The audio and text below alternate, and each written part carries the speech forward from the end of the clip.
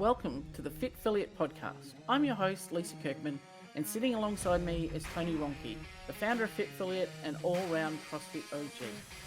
The mission of Fit Affiliate is very simple: protect the affiliate model. Our sole purpose is to help affiliate owners and coaches attain freedom. We aren't here to tell you what to do, but to instead build your ability to believe in yourselves. Enjoy the show. And welcome back to the next episode of the Fit Affiliate Podcast, joined as always by my faithful cohort, Tony. But today, super excited to host the one and only Mr. Dale King, the proud owner, which his email auto signature says, which I thought was awesome, of PSKC CrossFit in Portsmouth, Ohio. Important to throw the Portsmouth in there.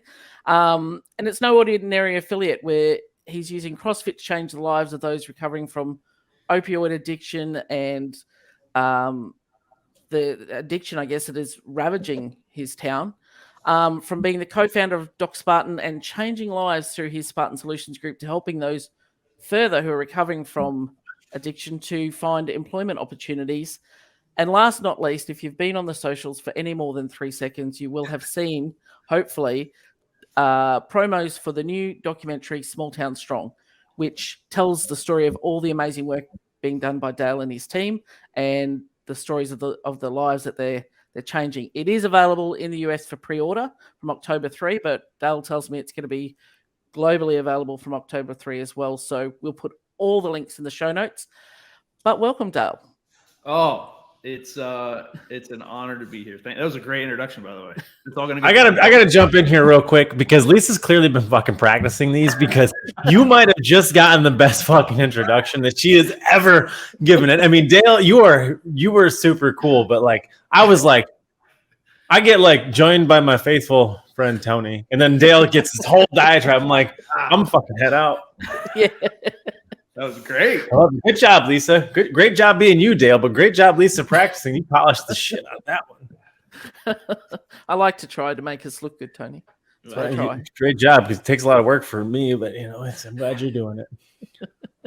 Yeah, super pumped that you're on here, Dale. She's got all the great things to say about it, so you guys just take it from here. I'll just hang out over here and pop in. We'll just talk amongst ourselves. Now, thank you guys for having me. Yeah, it's been crazy. We're pumped to finally get the documentary out there. I was telling Lisa earlier, like I'm grateful my schedule is getting crazier and crazier leading up to the date, so we can help to get the word out more. But just honored to be here. I love talking everything CrossFit, especially when it comes to on the affiliate side of the house. So excited to see where this goes. Yeah, no doubt about it. I mean, for us, it's always fun to bring people on here, especially OG people. That's like, I think, become like our thing. Is it like, we'll bring some new people on, but like as an OG person myself, I have a respect and a love for the rest of us who are on the old side of things. So, not that we're old, Dale. I mean, our gray and our beard does give it away, but I died this way, believe it or not. This is not natural. Yeah, me too. Yeah, that's actually me too. No, I'm just gonna be old now. But it's always kind of what I think is fun about a lot of the OGs is that, we all kind of had the same sort of exposure.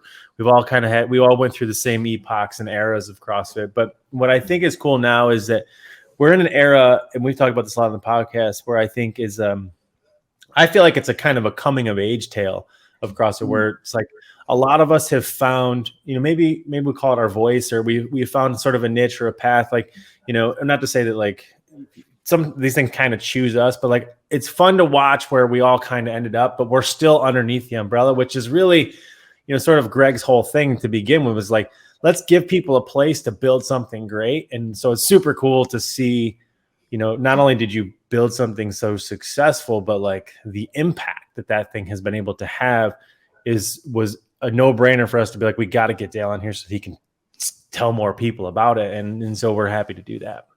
Well, thanks, man. That's kind of where the current focus is now. We had one of your guys, Matt, down. Some bitch drove from Canada down to Jeep.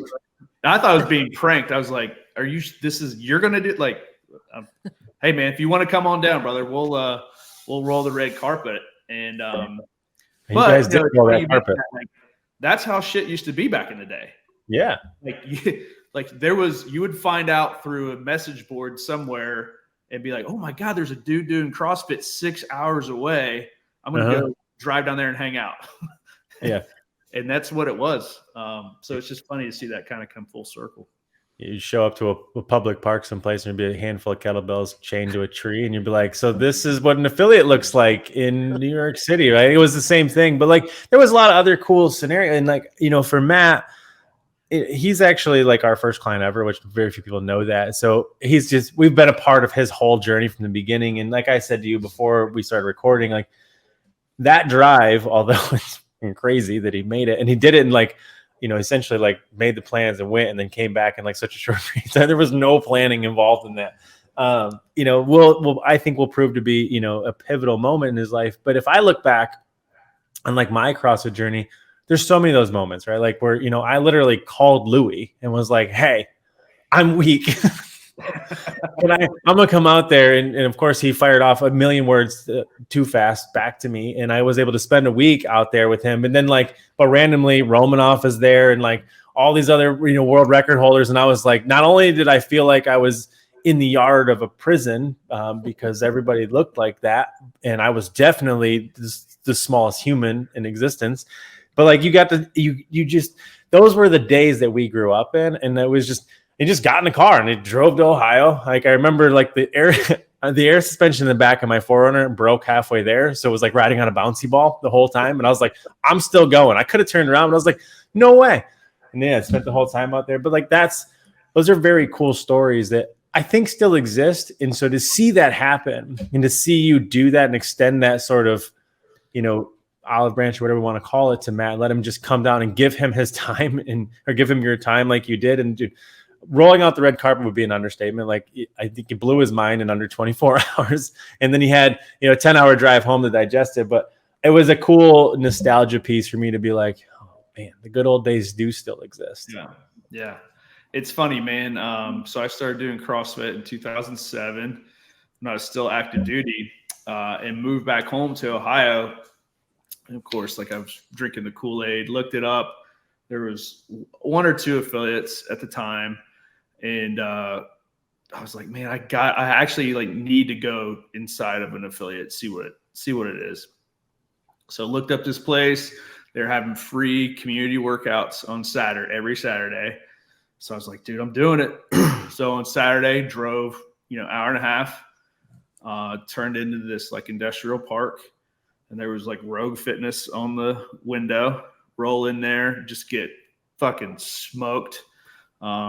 Saturday morning, some Air Force dude named Bill was leading the show. And then afterwards, we all went out and had beers afterwards. And I was like, holy shit, like this is the coolest thing I've been a part of. And he was, you know, gracious and welcoming. Like we had made the drive to go get smoked. And I've tried to steal as many good ideas from him ever since that day. And it panned out well for me. Was that before they moved into like the warehouse and like I think it was in Gahanna, or was that like So their first place was in Gahanna, and then they like expanded to the next location right next to them to do the equipment stuff, and then finally outgrew that space and went close to campus, and now they own like 4 city blocks. Yeah, they own Ohio. Like aside from like Ohio State, I think the rest of it is Matt Black. It's like you know, it is very cool though to have somebody like Bill in the ecosystem. Katie too, right? Like Katie deserves all the credit too. You know, just to have those 2 people in the community is a huge resource. And I'm just going to shamelessly keep plugging them until they end up accepting to come on here because they don't want to get them on here. But no, that's a very cool story. So you get the original Matt Black warehouse. Oh yeah, it was wild, dude. I just remember seeing there was a set of rings that were hung, and I was like, "Oh shit, this exists!" Like I'd seen it all on, it's a thing, you know, old school. You had to download the MPEG video with the yellow writing on it, and was not sure it wasn't a virus, but I was willing to take that risk. Yeah. Like and I think CrossFitters today too. I think back to that ring thing. Like you guys just don't understand. Like how rare it was to see a ring. And if you did, it was probably like a melted old PVC pipe that someone turned into a pseudo ring because that was the only option. Like to find a place where there was actually like rings hanging, you were like, is this the Mecca? Have I arrived? Like, yeah, like that was just, and now everybody's like, well, you don't have like 20 sets hanging from your ceiling? Like no, and thanks to Bill and Katie, that's even possible because back then rings were like $700. Yep. Like they were a full piece of gymnastics equipment. It was not going to happen. And Bill was like, you know what? Plywood or those metal ones that I hate because I can't. Yeah, it was funny. So I was working for the Department of Energy, so I'd have to fly out of Columbus all the time, and I'd try to like link it up to go do a class or like pay to do a private session every time I'd fly in and fly out. So it was just interesting to see the growth of it. And he was like, yeah, man, he's like, you can't get CrossFit equipment anywhere. He goes, I found a welder and then I found a guy, I think it was from his hometown, who was like a seamstress. So they started welding the little metal rings and then they got the guy to do the straps and then took off from there. It's so funny. Like so few people. I hope more people know the story than I think they do, but I just don't think that many. I don't think so at all, man. We've reached that mass adoption. Yeah, and like so many people are. We call it like the pre-Bach era, but like it's even before that, right? It's like unless you filled an old basketball full of pennies and gravel and taped it up to make it a medicine ball. I'm questioning whether or not you're OG. Like if you didn't have a coffee can with cement that was your kettlebell, like. You couldn't get those things, right? They just didn't exist. Medicine balls were a little bit pop, but finding a 20-pound medicine ball. Oh yeah. You might as well found Excalibur. It just didn't exist. You're like, where are these things? How do these people in this gym in Santa Cruz have all this cool stuff? I can't find anything. The closest thing I had was like, I had a plate that had handles in it, and that was my kettlebell for the longest time. And it was so wide. So like to this day, I still think I sumo swing my kettlebell because I just had all those years of just PTSD. But I think people just don't appreciate the origin, and now they look and go, well, Rogue's Rogue. Like you just go online and order something like everyone, and order 3 of it so it ships 3. Yeah, that's right. That's my worst addiction with Rogue. But no one's. I'll buy another $40 shirt to not pay postage. That's fine.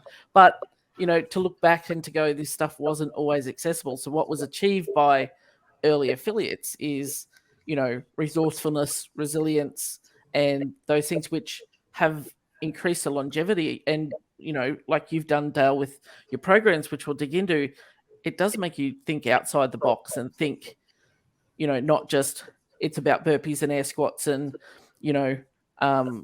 who looks good, on the grams. It was really about the human connections and creating your own tools and your own path rather than, well, what are you doing for me, Greg? Like, I just gave you some money for this thing. What are you doing for me? Like, I want more. So it's a very different mindset, which, I think changed a lot of trajectories.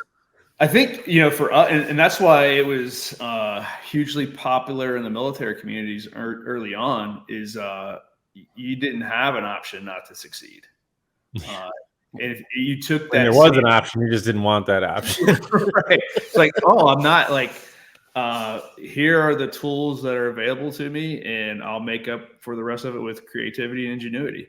And if I don't know something, click on the message board, ask somebody, fire off a question, or like go to them. Offer them a cup of coffee for their time just to be able to pick their brain for a little bit. So it was a matter of like a mixture of your network, a mixture of creativity, and just your ability to outwork. And that's, to me, like that's what made it so appealing, because there was no one way of doing it. Right. You just took a look at the natural resources in your neighborhood, in your community, and you developed a program that best fit your area. Yeah, I think and a big part of that too that just really doesn't get a lot of attention and credit because maybe we just don't realize it, but like that whole genre that we'll call it like pre-2009 was that whole figuring it out part, really what that was part and parcel was like we had a why, not what's. And like today, I think a lot more people are more confused with what's CrossFit as opposed to like why we're doing it. But back then, like it didn't make any sense, right? We were all there because of the why. And like we were all those early adopters, and mass adoption was fantastic for the brand. But at the same time, like we got to a point where it was so many people were just so preoccupied with like what we're doing in CrossFit that they stopped thinking about why we were doing it. But I think all of us back then, because like you had to make your own plates, you had to improvise, you had to think critically and creatively about it. Like I think Zach Forrest was on here. We were laughing like we grew up in an era when like things would pop up on the website and be like, what the hell is that? Like today, like everybody knows what everything is now because it's relatively standardized, and like that was a very different skill set, a circumstantial skill set for us. Yeah. It was, and then just, not only that, it's just like, what do you do when 30 people show up in your class? Yeah. Right. How do you make that work? and you have 6 pieces of equipment, and it's whatever you thought you were going to do is not like whatever you went into that room, you have to completely be able to on the fly fix it, correct it, and like make people think that was what they were there to do in the first place. Yeah. No member management system to, moderate your class numbers. It's just like, I'm here, who's turning up, and then we'll make it work. Like, yeah. Just thinking on the feet, being creative on the fly. Like that's what figuring shit out is all about. And that's a people want that. Like when they're looking for people, like to me, problem solving is the number one thing you look for when you want somebody on your team. Yeah, no doubt about that. I mean, I think that's a big entrepreneurial skill set too, that obviously you embodied, and it's carried you to kind of where you are today. So I guess bring everybody up into the future. Tell us how the affiliate came to exist to begin with. And then, now you're obviously very much known for the work that you're doing, but like, I guess take us on that journey so everybody can kind of follow that story. Yeah. So, I was fortunate enough to have my first affiliate experience at Rogue Fitness. And I was just doing it, would take stuff and literally walk kettlebells into the local gym here until they told me, go pound pavement and leave. So I was getting ready to just go do it in my garage. And then a lady approached me and she's like, dude, I don't know what you're doing. But I'm opening up another gym in town and would love for you to teach people how to use kettlebells. I was like, okay, I guess. She's like, I'll give you a free membership to coach classes. And I was like, sold. So I'm in. So that was 2009. So we started like 3 days a week coaching classes. And then before I knew it, we'd outgrown the little 400 or 500 square foot group fitness room. And a guy who was attending classes was like, hey, I have a friend who owns a warehouse that he doesn't use. I think you could go open up a gym inside of there. And I was just like, dude, I'm not opening up a gym. I'm not like, that's not what I want to do. Like I got a full-time gig. I'm traveling all the time. Then I kind of mulled it over and I was like, all right, well, figured I calculated it was like $6,000 or $8,000. So I took a loan on my 401k, gave it all to Bill. And then I was just like, well, Bill.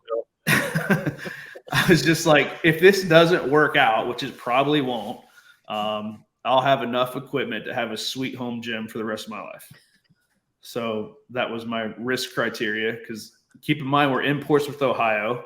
It's one of the poorest and most unhealthiest counties in the state. So no one's going to be able to afford it, and B, no one's going to want it to join. But we had a built-in audience from those classes. We opened up August 28th, 2010, and people have been coming back ever since, man. And there you have it. That's it. That's it. That was that simple. Nothing. It was easy day. Just throw down the 401k. We're good to go. There you go.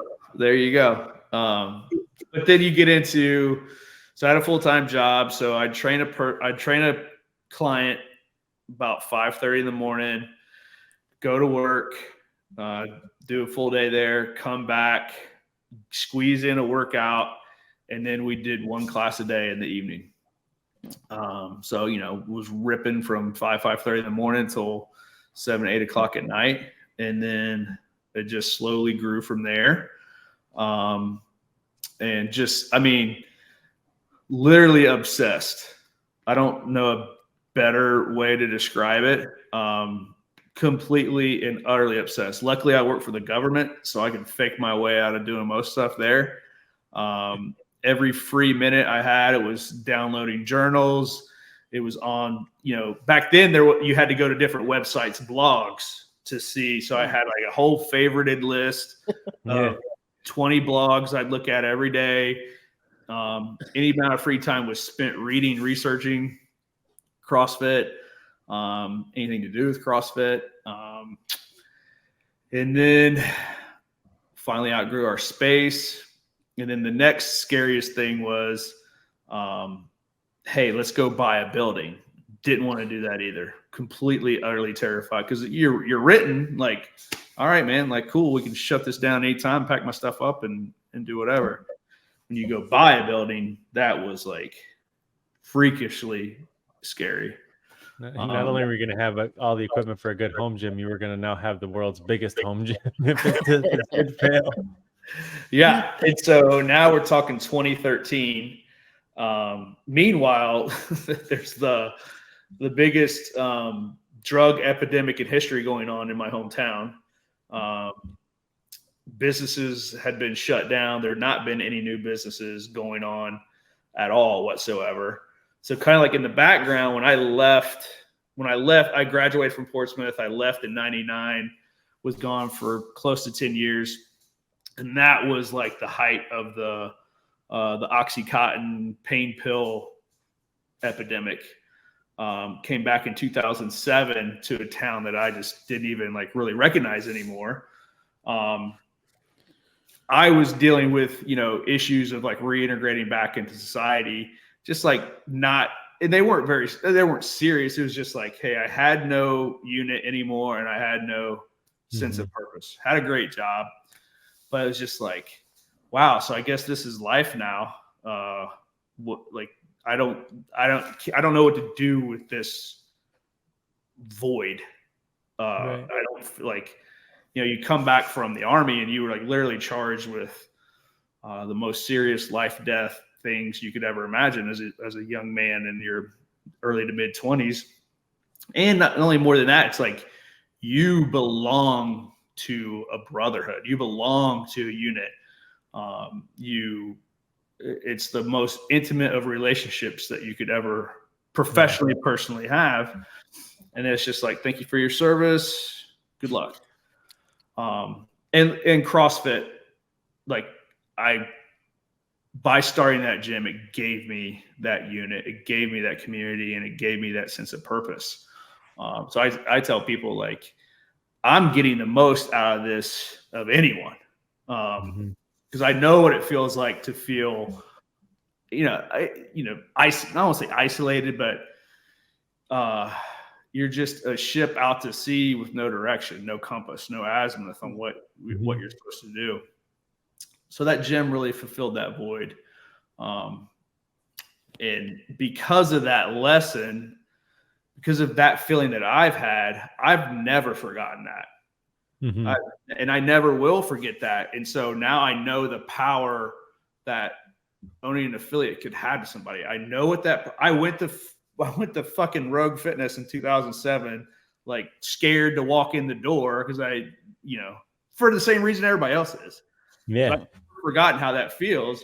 So I tell our people all the time, like, your number one job when that person comes in there is to make them feel the most welcome they've ever felt in their life. Because they're probably like at one of their lowest periods in their life, whether they realize it or not. Not coming to you because they're so happy with their current lifestyle and fitness. Like, they're coming for the opposite reason. So it's your job to welcome them in and make them feel a part of something from day one.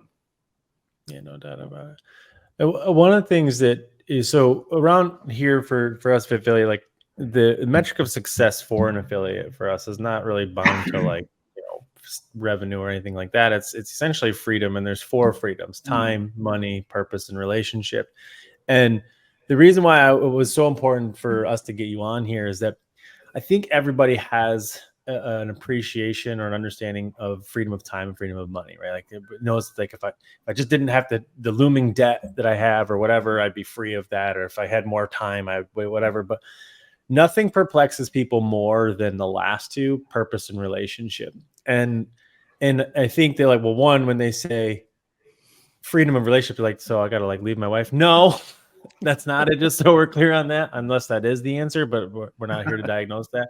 But freedom of purpose, I think, is an incredibly profound level of freedom that is only made really possible. Well, makes the other 2 make sense, right? Like freedom of time and freedom of money really only truly makes sense in the event that you have the ability to express and explore freedom of purpose, freedom of relationship. Because there's a lot of people looking for freedom of time and money, and they get it, right? And they're just like, harumph, like, what do I do now, right? And like vice versa, you were drawn, and I think a lot of us were in the beginning there was a draw towards purpose, right? There was a calling. The phone rang, this proverbial Matrix level like type of phone rings, and you pick it up, no idea what's going to be on the back end of it, and you're just like, hello, and then boom, we're like all transported, I think. And so your tale, though, of freedom of purpose, and obviously I don't think that you would say that you're free from this purpose. I think it definitely drives you more so than anything.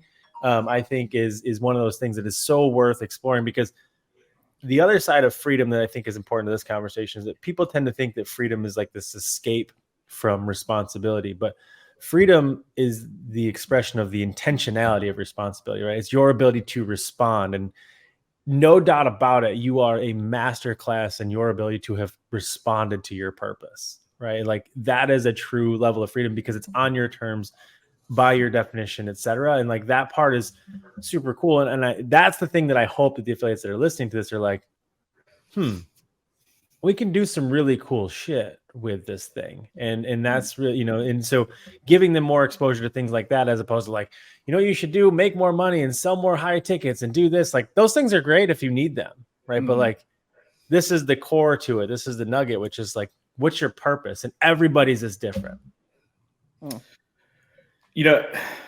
Affiliate owners are in unique possession of an incredibly powerful weapon. It's just a matter of how they choose to point that weapon. If we look like truly now, like no one's willing to say like, you know what, everything's pretty great. Yeah, sorry, we lost you. No. I think what I was saying is, affiliate owners are a unique possession of an incredibly powerful weapon, and that weapon is CrossFit. And that weapon works perfectly against chronic disease, addiction, diseases of despair, depression, anxiety, everything that modern day society is truly suffering from. You as an affiliate owner have a unique opportunity to make an incredible impact against that. It's just a matter of how you point that weapon and how you deploy it. And every neighborhood, every community is going to be different, and they're going to be there's going to be unique challenges for that in their own neighborhoods. Just knowing how to get that, and you will not feel more rewarded and more purposeful once you find that, and you're able to use that as an agent of change. And we talk a lot here at Fit Affiliate, like your story is your superpower, and a lot of people will run away from their story. So, your story is like clearly not the addiction path, but missing that inclusiveness and that belonging, and that's what led you down that path. Like every affiliate owner was drawn to this thing because of something in their story, and whether we choose to embrace it or not, is whether you've got a bigger lever to pull to help more people by using that and giving you that access to them and that connection with people, rather than, hey, come in and just do burpees and we'll figure the rest out later. It's embracing that story and that journey, which, you've done, which has then given you that freedom of, well, this is my purpose. And now, this is how I'm going to pursue it because this means a lot to me because I feel this. Yeah. You will, you got to let your scars light the way. You know what I'm saying? Like, don't be afraid of that. Cause I'm not a licensed counselor. I'm not a therapist. I'm not any of that stuff. I'm a dude who knows what it felt like to struggle. And then I was able to relate that struggles to a lot of veterans and some adaptive athletes initially. And then I began to really see like, oh, their issue is related from trauma, in this case, very physical trauma, losing your leg in combat or something like that. And then when I started working with people in addiction, my entire viewpoint on them changed after sitting down and having conversations, because they decided to use a substance as a way to mask previous trauma, or it was generational. Like, that's how they grew up. And so that's how I'm just able to relate, because I've have gone through something as well. Mine is not any more or any less. It's just different. Right. Yeah, no, I think there's so much power in that. And one of the things that's very cool about your story, obviously, you're getting a lot of attention and publicity now for the work that you're doing in the addiction recovery world. And I think that is amazing. And I hope that as affiliate owners and really just people in general, see that they're empowered by that story, because there's so much to that term empowerment, which really sits on the other side of where a lot of affiliate owners unfortunately sit at this moment, I feel like, which is the opposite of empowerment. Right. And so, and I think that there's hope there for them. And that's the only thing that we really hope to implore to most of these guys. But, the thing that is important in this is not necessarily whether you use CrossFit for addiction recovery or you use it for this or use it for that. It's that you use it for something, right? Like, and that I think becomes the central part of it. Like, for years, I've always said this at seminars, that everybody can explain to me the definition of CrossFit, constantly very functional movement, high intensity, right? But like, very few people can explain to me the application and implementation of CrossFit. And that's because case by case, person by person, it's different. And that's important. But along the way, I think we get so caught up in the distinction of that level one kernel, that methodology, that like people get so predisposed or preoccupied with, thrusters and mechanics and efficiency and perfection, that like we've all completely lost why thrusters were chosen, why mechanics were chosen, why intensity matters, is because it changes fucking everything about everything else you'll touch. Right. And like, that is the secret sauce. And like, Matt getting to come down and spend some time with you, came back, blew his mind, and the way it blew his mind was it gave him exposure and awareness to something he already knew, which was that, like, obviously the greatest adaptation happens between the ears. And like, what is unique and what is awesome about your story is that, yes, you are helping people with, recovery, but you've embarked on using the tools, using the kernel, using the methodology to become what I consider to be a new generation of behavioral therapy, right? Which is physical behavioral therapy. I think it's an unstudied, it's not, we already know, everybody knows that like fitness has an effect on depression and vice versa. And we know that to be true. And we also know that like the body influences the brain and vice versa, but it's just, we know that there's cognitive behavioral therapy and there's linguistical behavioral therapy. And there's a whole new one that's just not studied yet, that it's like, you know what? If we just get people to come and show up to a class they don't want to come to, do a workout they don't want to do, and do movements they don't know how to do, and get them to do it with some degree of relativity or regularity and intensity, it's going to rewire every fucking thing about them. They're going to have something to belong to. They're going to believe in themselves. And I heard a definition of mental health recently on a podcast, that mental health could be defined as agency and gratitude, and in your ability to have those two things. And like, if that doesn't fucking sum up what happens inside an affiliate, I don't know what it is, right? Like, that is such a powerful part of that methodology, is that CrossFit gives people agency back in their life, right? Like, you go from before CrossFit, you felt like the victim, everything was affecting you. And then you do these things and you change these things. And all of a sudden, you know what? I know how to have control of my life, right? I know how to control me. And now I'm grateful, right? Like, life all of a sudden, just the whole blinders just open wide open. You're like, it's easy to be grateful at that point. And so like, all of us are obviously zealots and we love CrossFit, but like, I think for people like us on here, that's what it was, is that like, we got agency back and we got gratitude back. We just so happened to get much fitter and much healthier from it too. But like those things wouldn't have happened if we didn't get agency and gratitude back. And I think that's, what is so cool about what's happening with you and at Portsmouth is that like you're using the medium, and people, if you pay attention to it, you're like, wow, he's really just rewiring people through the use of the things that we're already doing. And it's happening to us too, but like you've applied it to something that is obvious. And I think that most affiliates could be well served to be like, you know what we should probably pay attention to? What people are doing with this fitness as opposed to the fitness. You're right. I love all that. It makes me think like what we're really doing is offering connection under stress. Yes. It's when people feel so isolated and they're consumed in their own internal battles. They're being force fed through devices on how bad everything is or how better everyone else has it. They're isolated and they're internally imprisoned in negative thinking. So what we do is just offer that connection to other people, and it is a earned connection. It's not something where you can just show up and sit in a room, and you're a part of a group. This thing is earned. Like you show up and you put in work. Your work capacity is going to be different than mine, or mine's going to be different than yours, but we're undergoing the same physiological stress together. And then more importantly, when that's over, we can sit down and we can have a conversation because everything has been stripped and burned away.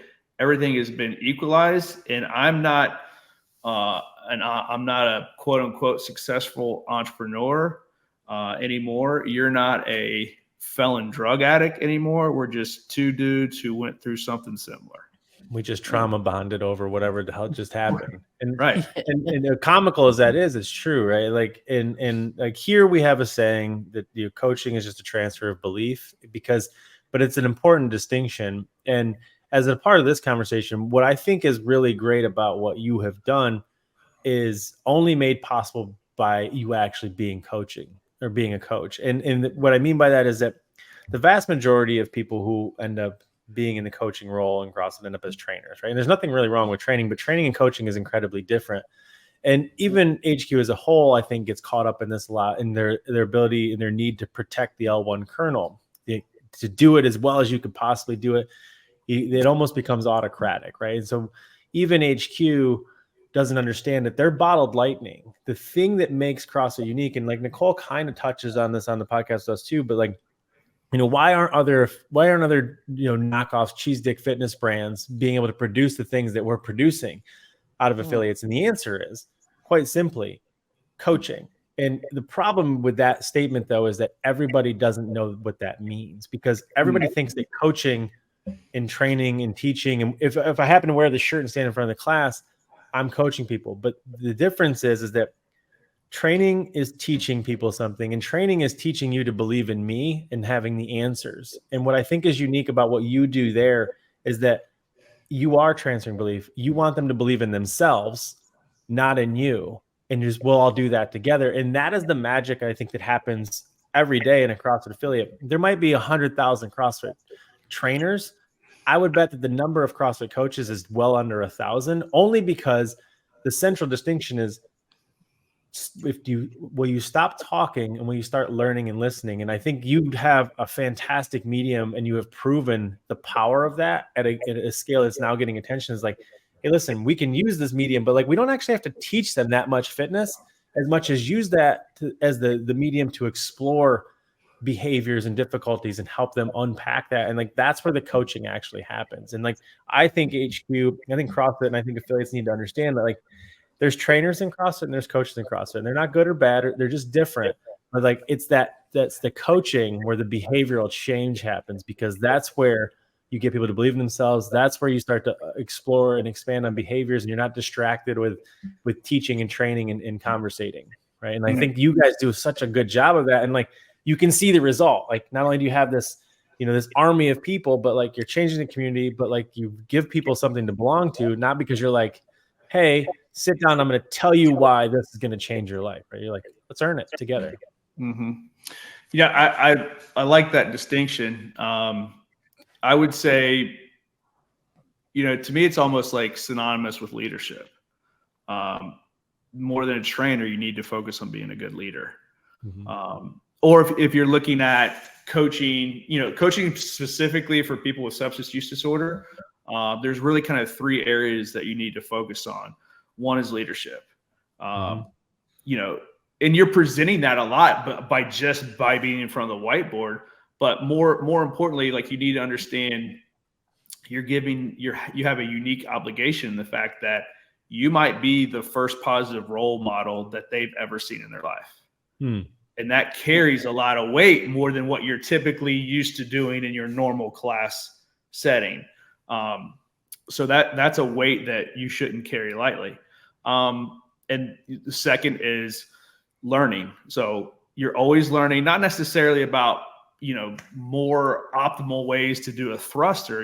You're learning more psychological tools to enable positive behavioral change. You're learning from them. It's hard to coach a population of people without you understanding how they got there in the first place. For sure.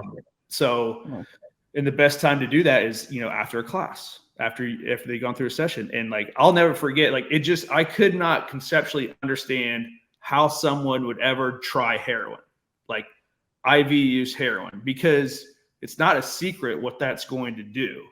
Right. So I just said, guys, like, I just need, like, how do we get here? Like, how does that first, injection, why did you choose to do that?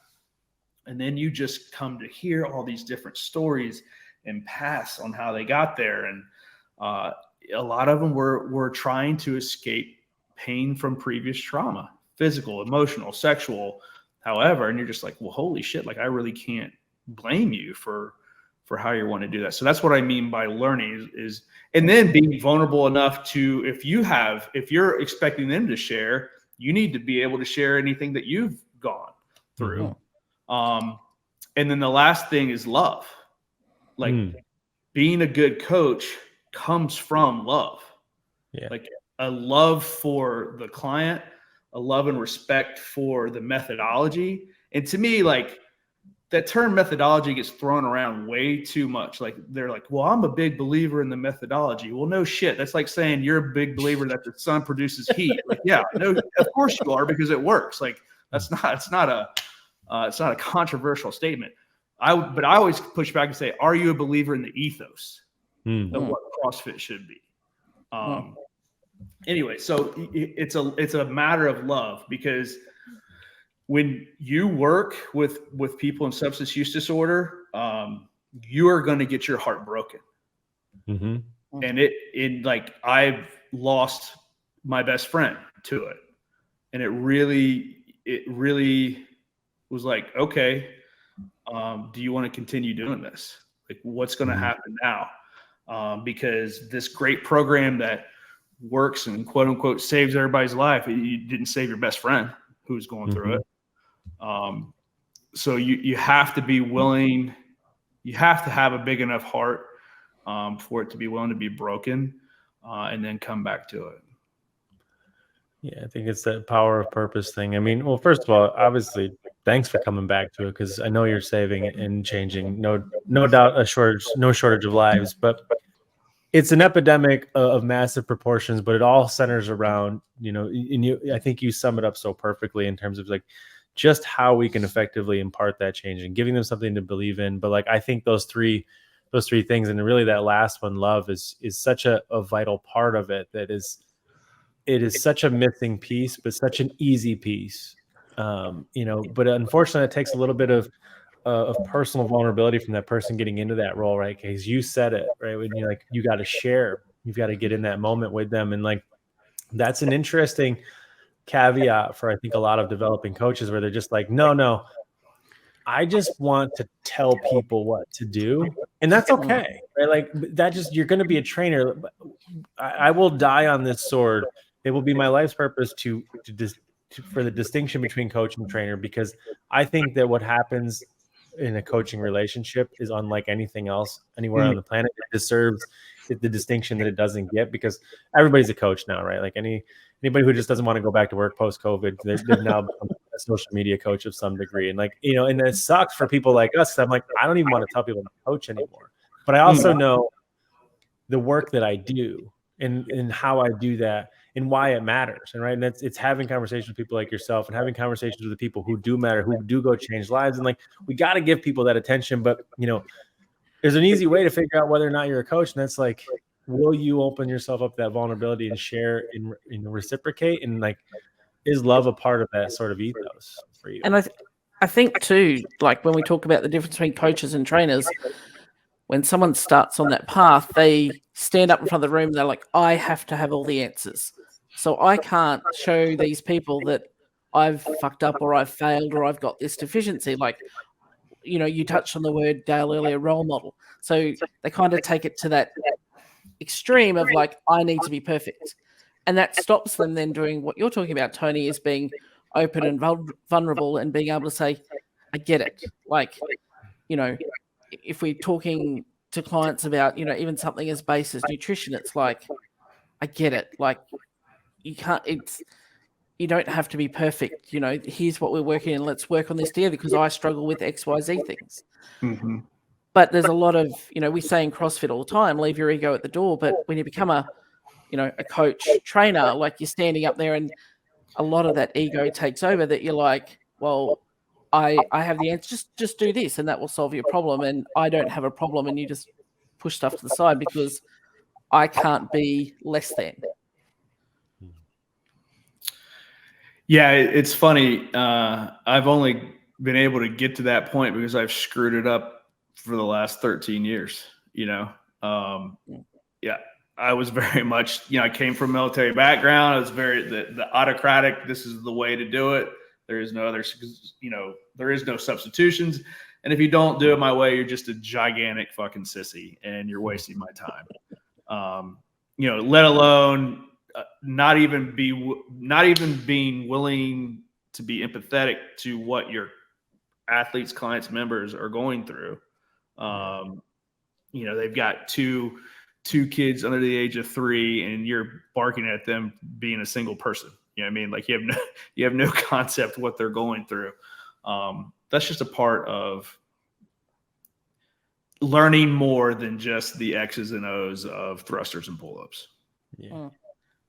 And that's, I think we said it before we recorded, maybe I said it on here, but we say it all the time. The two biggest threats facing the affiliate model today is doubt and standardization, right? And somehow we've moved into this era where, maybe it's marketing, maybe it's just chaos, where the affiliate owner doesn't feel empowered to just try something, to figure it out and believe in themselves. And now they've been made to believe that like they need to go find an answer. They need to go find a solution. They got to go download a template or do what the gym down the street is doing or all these other things. And like, and that doubt is leading to that standardization. And the real problem with that is not that like it won't increase the quality of the product or whatever, but like it'll only increase it to some degree. And that is that like it will just increase some degree of fitness. But like it's only through the individuality that things like what's happening in Portsmouth are possible.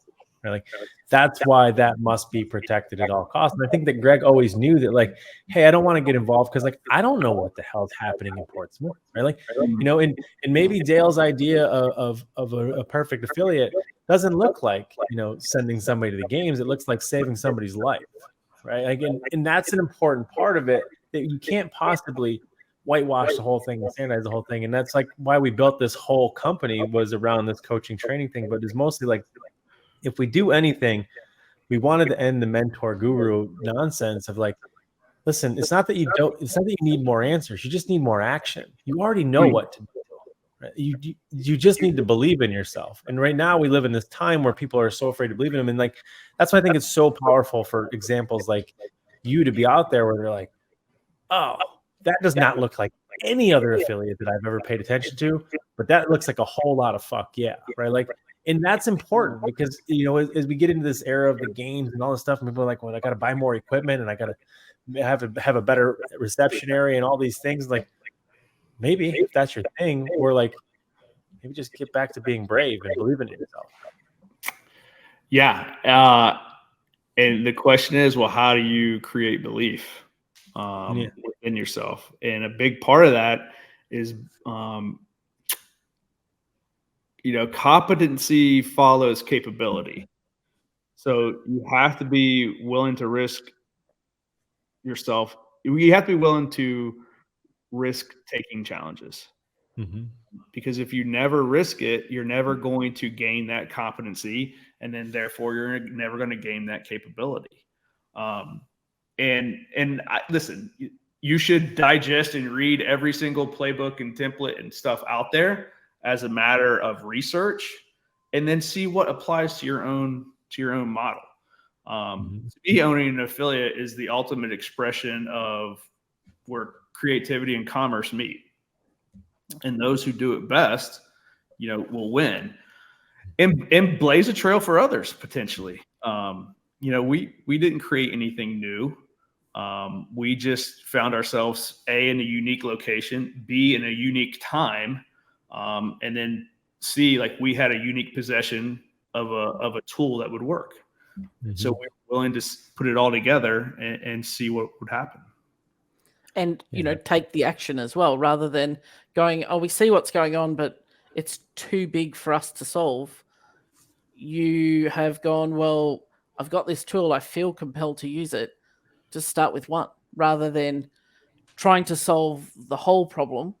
Yeah. Oh, yes. And then taking, but then also seeing it going, I'm compelled to use this weapon and use this tool for this. I'm compelled to take action, rather than, it's a bit overwhelming. I'm just going to go over here and program more, Yeah, and I just tell people, what's the worst that could happen? Mm-hmm. What's the worst that could happen? And it's like, eventually I was faced with the decision to leave a federal job that had retirement and benefits and the whole thing. And literally everyone said I was stupid for doing it at the time. Sure. But to me, the bigger risk was not doing it. Years go by and then always wondering what would have happened. Mm-hmm. Because I can always go back and find another job or something. But, and a lot of that comes from the military. Like you very quickly learn life is precious and it's not a guaranteed thing. Mm-hmm. So I'd rather end whenever this time is going to be with a bunch of cool stories to be able to tell, instead of wondering what would have happened had I not chosen to do that. Yeah, I mean, I think we speak for everybody when we say that we're glad that you chose what you chose, because I think there's no doubt about it that has helped countless amounts of people to do it. I think it's it is a very cool thing. And for us, that's, protecting the affiliate model is kind of like word salad to some degree, but it's really truly because we do think it's the lessons and the skills and the experiences and the memories that can be developed inside that thing are unlike any other business you can own. And as somebody who owns, multiple businesses now, right? Like the disparity, the difference between what owning an affiliate feels like and owning a different business, it cannot be understated. And that's not necessarily to say that like an affiliate is not an anti-business, like we all believe for years. Like it's still a business, but like it touches on every single core tenet of every business. Unlike if you're a tech startup, you don't get into the relationships. You don't get into these things that like you get into an affiliate. And I can tell you that the lessons that come out of the back end of that will be very valuable in whatever you direct them. Yes, 100%. Every business lesson, I guess I would say I learned a lot of business lessons when I was in the military. And that was just, essentially from leadership. Mm-hmm. And then running an affiliate for 5 years before I opened up my second business, that was like going to business school. Mm-hmm. Like that was real world, gaining experience and education, taking those lessons and then applying them to Doc Spartan. It's still doing that. And then learning. So that's obviously CrossFit gyms are service related businesses. We went to a product side of business, but certain things stay the same. And then the third business that we have now, Spartan Solutions, is a business to business. But certain things I've been able to apply just from learning them from the affiliate model. Yeah. And it's simple. And here's this is what I tell people all the time. The bar for service is so low in today's society that you don't need to be here. You just need to be here. And people think that you've created the next best thing. I'm like, no, all I did was answer the phone. All I did was remember your name. And then all I did was follow up. Like it's that like certain things that you do will just set you up in such a better place. Yeah, we definitely live in an era where like asking somebody their name is a level of concierge now. It's like, what has happened? We have more access to people than ever, but we are way less connected, which is just such a strange thing. But you have a lot of things going on, and I do want to touch on a lot of those things. Particularly, I want to touch on, real quick. I don't want to keep you on here all day, although I would. But we've got the documentary coming out. You've obviously got a lot of stuff going on with Doc Spartan as well as Spartan Solutions, and I want to give you the ability to put some attention on those things. So, I guess give us a little bit of a rundown on what people can expect from the documentary and really how that whole thing came to be, I guess. Yeah. So, a really good friend of mine, he comes from the Hollywood production business, and he ended up marrying a girl from Portsmouth, and that's how we connected. It was, and then he came for a couple workouts around 2016, 2017, and would just kind of learn more and more about what we do. He's like, dude, like this is an amazing story. Like we need to develop this into something. So I was like, sure, dude, whatever. So he would just kind of show up randomly over the course of the previous 4 years, get footage of like our annual summer competition and just get footage here and there. Cause we're going to, the idea was this is like a TV show development kind of thing.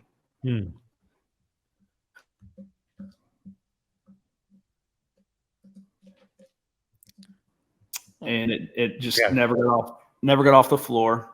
And finally, my best friend passed away from an overdose. And then that's where we were just like, we're not waiting on everybody. Like we're going to do this ourselves. Last summer that's a pivotal moment. Yeah. So we were just like, we're tired of, and the feedback that we were getting was like, this is a great story. It's just too earnest. And we're like, well, this is what's happening now in America. So we ponied up our own money to finance it. And we produced it ourselves. And what I say I didn't produce a single thing. My friend and his wife and his brother did all the filming and editing. And we were finally we got a distribution deal, man. And I reached out to Tyson from CrossFit, Tyson Oldroyd. He's been the producer of all the major games documentaries. And I was just wanting to see feedback from somebody in that space. And he came back immediately. He said, this is the most powerful piece of CrossFit content I've ever seen in my life. That's and awesome. I was like, oh shit. And he goes, and that's coming from the guy who's done all the games docs. And he's like, let me run this up the flag. And I want to get CrossFit involved to help promote it as much as possible. The first person who was like, hell yes, we need to do this was Nicole Carroll, which obviously carries a lot of weight. And so they aired the trailer for us at the games, which was huge. And now we're going to release worldwide on October 3rd. And, it tells the story of our town. It tells the story of what we're doing with CrossFit, and it tells the story of addiction through like three central characters that have used CrossFit to help in their recovery process. So you get to learn a lot about addiction. You get to learn about how CrossFit and exercise affects the brain. And it's ultimately it's a comeback story. Yeah, it's a great story too. I'm excited for that to make it to the audiences. I think that'll be very effective. I know that you also have some in-person seminars coming up on how people can implement this as well, correct? Yep. So my friend and I, Max Lyles. Max is like the clinician expert side on the social work and substance use disorder counseling side. Him and I came together to put on seminars called the Portsmouth Method. It's essentially aimed at CrossFit affiliate owners. They come, they spend a day with us. They work out with the group that we have. They can experience a class for themselves. And then Max talks a lot about understanding addiction.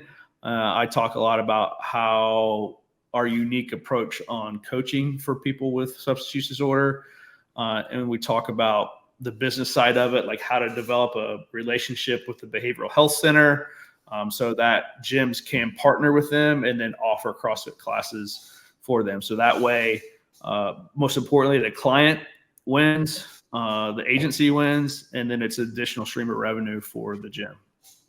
Yeah, as somebody who sits, I guess, on the third party of that, having somebody have gone through it too, I think everybody listening to this, maybe you have no interest in working with addiction recovery, or substance abuse of any. I can assure you that the lessons that you and Max put together through that, and what Matt got out of that, are far greater than that single use case. And so, if you're looking, for an affiliate owner or affiliate community that's looking for an ability to a method or a medium through which they can exercise on purpose or passion, I think what you guys have done is bottled that lightning to that regard. And, you obviously show them how to work with agencies and government agencies, but like the way that you have done it in the systems that you've got in place, I think are worth anybody listening to and learning. So as an affiliate owner, I would certainly suggest, reach out to Dale and get to the next one, because if nothing else, even if you don't work in substance abuse, I know what it did for Matt and blew his head wide open in that regard. And, his intention is not necessarily to work in the substance abuse, department, but the lessons were still applicable to him to go into essentially just behavioral therapy. Right? Yeah. And like there's plenty of applications for it. So it's not single use case. And I think that would be really good for everybody who's listening. Yeah. I appreciate you mentioning that. And a lot of what we do is just we use the workout as a vehicle to unlock different awareness or therapeutic lessons that we're trying to teach. And guess what? Everyone in your affiliate is going through something. So you could take the same thing and do it in your own gym, and it would be a great thing to offer. And I feel like, like you were saying earlier, Greg had always said the greatest adaptation happens in between the years. Sure. And so it's just a way to help people understand that CrossFit is a vehicle to get people to unlock greater psychological adaptations. Yeah, no doubt. I mean, I think one of the most powerful things anybody can do with anything is rethink or relearn, right? Like that is such an absent skill. Cause I think as people, as a culture, I think we tend to feel like we own what we learn and we don't really think it or and this is exceptionally problematic. I feel personally in the cross community, but what I think is valuable about what you put together with the seminars is a really, really clear lens to take something that you probably know in your sleep, take for granted, do every day, have done for a decade. And then you step into that environment and you see it through a completely paradigm shifting, earth shattering perspective. And you're like, holy shit, this is the application. This is the implementation, right? Like we're so caught up in day to day on whiteboards and scores and things like that. And those things matter. They're cool. They're awesome. And they drive the thing forward, but they're the what, they're not the why. And so you get to see that. And it's like, that's the head breaking. It's not about like, making the games and things like that. And again, there's nothing wrong with those things, but it's that ability to expose you to something so well, so differently, gets you to see like, whoa, there is so much more to this thing than I've been focused on. Cause you're caught up in cleaning bathrooms and programming and this and that. You're like, oh, I'm going to change my whole fucking town. And that's cool. Yeah, or exactly. And it doesn't need to start like that. It just needs to be like, take care of the people that are inside your door. Yeah. Focus intently and 100% attention on them, and just trying to really give them the best tools possible so that they could have a deeper, fulfilled life, and they'll know that fitness was the catalyst for that change. And you have a great responsibility that you can do that for folks. Doesn't need to be your whole town. And what will happen is if you do it correctly, it'll catch fire, and, and it'll become that way. But don't worry about 100 people. Worry about 10. Yeah. No one lights the forest on fire, right? Yeah. You start the one campfire. Next thing you know, and like, you might not want to change the whole town, but I assure you, those 150 people you have in the gym, you're going to change everything about their whole life, and that ripple doesn't stop. Yep. No For generations. Yeah, for sure. And towns will change for that reason. So listen, I think that's a good note to end on. I think there's a lot of things and maybe we'll just link the actual trailer before or after this so everybody can watch that as well. But most importantly, we're coming back on, because everybody I think I bring on here, I'm like, you're coming back on because there's so many other things I want to talk about. But I don't want to be on here for hours because CrossFitters don't have much of an attention span. I don't either.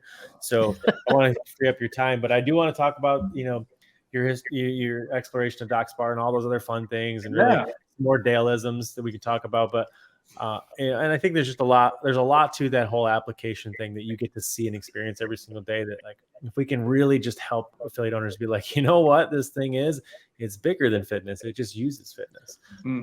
So thank you for being on here. It's always a pleasure. It was fun. Oh, thank you guys. I love it. Was great. Thank you for just even having me on, and would love to come back. No doubt about it. Well, where do they find you? Where do they get more information from you? Go to the website, go to your. So honestly, I try to put everything on Instagram. So at daleking.740 on Instagram is the best way to find me. And then I've got that, super douchey link in bio with all the different stuff I have going on. So you're a popular man now. That's the best way to do it. And for the movie, smalltownstrongdoc.com, it's got the trailer on there. It's got all the pre-order links. When the movie comes out, it'll be available on all video on demand platforms, but that's where you can, be able to find out where the film is near to you. And really any support we could get for that is tremendous. Our goal is we want to be able to use as much pre-release hype as possible to get people to pre-order and get it to shoot to number one when it comes out, and that only garners more attention from there. So we appreciate it. Yep. Perfect. We will definitely include all those links in the notes, and if people want to chat, they can definitely reach out to you. But we look forward to seeing it hit the screens and your journey continue, Dale. Yeah, it's definitely not another cheese dick documentary. Hey, ding ding. We're gonna make this. I was really gonna get a cheese dick podcast. That's what we're gonna change the name of this. I'm gonna have to ask for permission first. All right, guys. Thank you, Dale. It's been a pleasure as always, Tony. And I'll see you guys on the next one. Appreciate you. Since 2007, the leading cause of accidental death in Ohio has been overdose. 149 pills for every man, woman, and child in the county, and I did a lot of them. Spent 2 deployments to Iraq and then came back home to a town I didn't even really recognize. It was ravaged by an opioid epidemic. Yeah, this looks about as sketchy as you described it. Portsmouth, Ohio had the highest per capita pain clinics in the country. There's nothing on the street today that doesn't have fentanyl in it. You can't put anything in your mouth. It doesn't come directly from a pharmacy. People had surrendered to this enemy, and there was no one willing to fight back. At some point in your life, you weren't afraid to die. Don't be afraid to live right now. This is hillbilly rehab. Exercise has clearly been identified as a tool that can be used in the recovery process. We've got everybody from addicts to immigrants. We all need a challenge, and we all need the ability to overcome. What we're trying to do is a very aggressive kind of approach. We're just trying to do it better. That's the biggest thing that we do here. We give people an opportunity to earn. I've probably spent over 1.5 years incarcerated. My last class, Dale comes up to me and was like, hey, why don't you come work for me? With the right training, we can have a big role in bringing American manufacturing supply back to small towns. Now you got some confidence, now you think you can overcome anything. It's very easy to relapse. He was flying too close to the sun. He started to become someone else. This affects everybody. We want to tell everybody, and maybe you don't have to go through what we went through. Go! There's a lot of good going on in this town, and it's because there are people that care about this community. Come on, Sarah. You've been here before. It's not just, oh, we got an addict on our team. No, Sarah's on my team. I'm a person. If there's anything we know, it's suffering. But because you know suffering, you know how you can heal. It's time for a comeback.